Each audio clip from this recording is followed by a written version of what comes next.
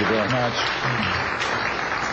I'd like to thank each of the witnesses and for your patience. We're running about 50 minutes late, and I do apologize for that. I want to emphasize that all of these witnesses each could speak for probably anywhere from 2 to 5 hours about what they have witnessed. We were trying to give you a snapshot.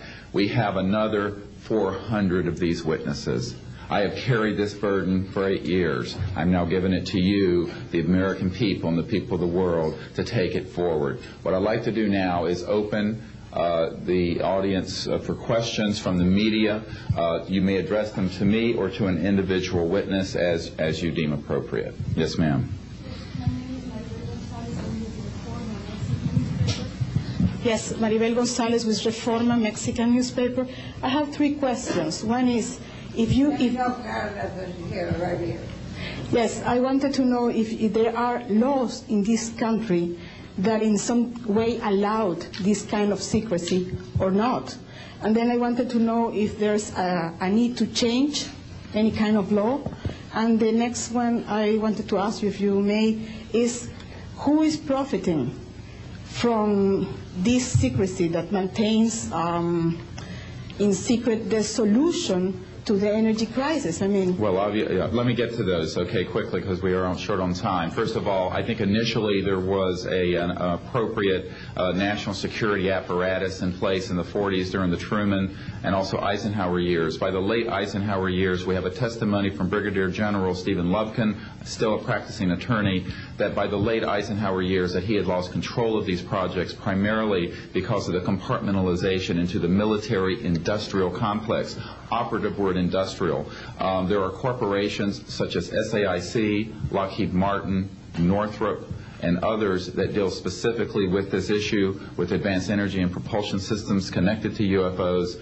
And I think that what has happened, from the best we can tell, from insiders that have briefed me for now about 8 years, is that we have lost control of these projects from a constitutional law perspective because the infrastructure within military intelligence and corporate channels is so well funded and so complex and labyrinthine that there are compartments within compartments within compartments, and people who are in the Congress who make inquiries, and in fact President Clinton, when he made inquiries, were simply denied access, as you heard earlier that President Carter was denied access.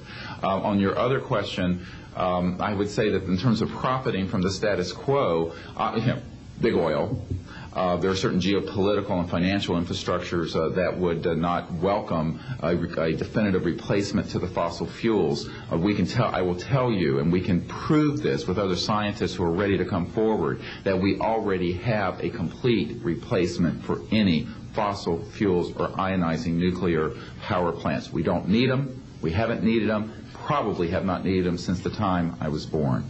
Now, of course, this is a major issue. You're talking a multi-trillion-dollar global infrastructure change. And so this does hit the alarm bells at the National Security Council economics area. However, what is more serious to the national security? Keeping the status quo or letting ourselves go into a global ecosystem collapse and running out of fossil fuels and having massive rolling blackouts, not just in California, but globally. We have got to do something about this, and soon, and that's why we are advocating open hearings in the Congress. Other media, please. Yes, sir. I just want to know if anybody at the UN is looking into this. I personally met with Boutros Ghali's wife, Aliyah Ghali, who said that her husband was quite concerned about this. This was in the 1990s. Since then, we know that there have been other people at the UN who have made inquiries. The problem is the UN has no mandate to deal with this. It needs to be given a mandate from its constituent member nations. And I think that the public and the member nations need to ask that the United Nations get involved with this. This is an international peace issue and an international security issue, and it should be taken up by the UN Security Council, and of course we are recommending that as well. Yes, sir. So I think my question is actually to Clifford Stone.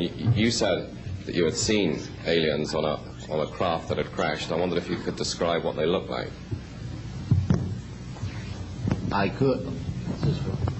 I could, but it would probably take a whole lot of time. The reason I state that, when I got out in 1989, we had cataloged 57 different species. You have individuals that look very much like you and myself that could walk among us and you wouldn't even notice the difference, except for some of the things that they might be able to go ahead, even in a dark room, and touch an object and go ahead and identify what color that object might be. They would have a heightened sense of smell, sight, hearing.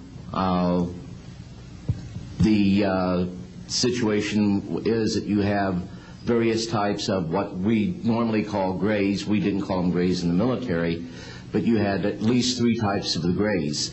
You had some that were much taller than we were.